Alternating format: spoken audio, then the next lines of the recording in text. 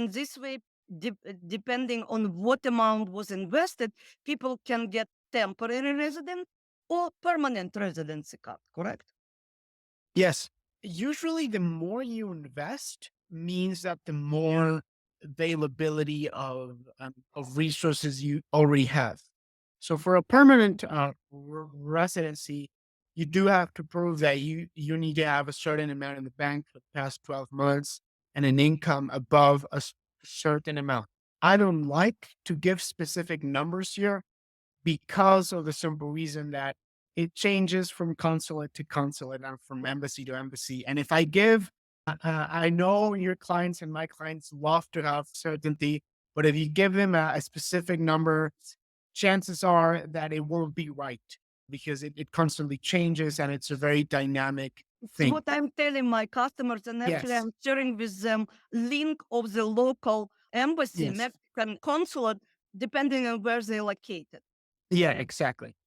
So if you are in the higher spectrum of income, now this is not a lot. I mean, we're talking about maybe $2,000 more of monthly required income for the past 6 to 12 months of stable income for the permanent one than of a temporary one, right?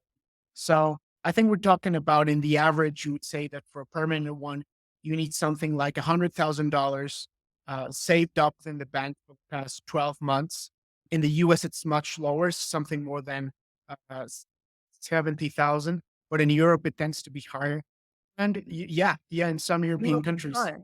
And you also need something like $6,000 a month, anything between and $6,000 a month of income for you to get the permanent one. So this is it again, it's a fluid situation. I understand that in the US the requirements are much lower.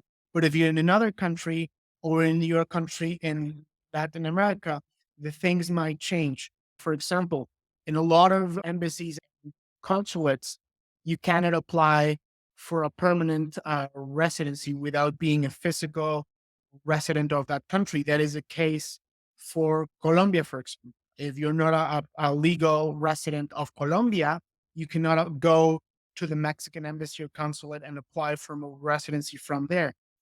Also, what happens a lot of the times is that if you want to apply for a permanent residency, it's not always available for people that are not retired, right? Because in the law, it was conceived as a retirement type of thing.